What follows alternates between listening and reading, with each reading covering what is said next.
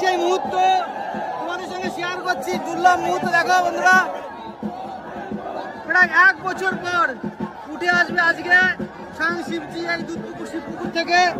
তারই দুর্লভ মুহূর্ত দেখার জন্য লক্ষ লক্ষ মানুষ ভিড় করেছে এই ঘাটে।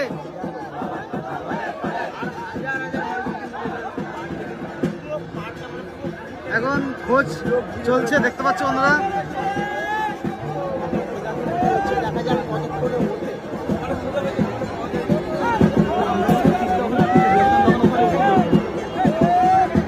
দেখো সব সন্ন্যাসী, 3 সন্ন্যাসী রয়েছে এবং ডুব দিয়ে দিয়ে কিন্তু খোঁজার চেষ্টা চলছে।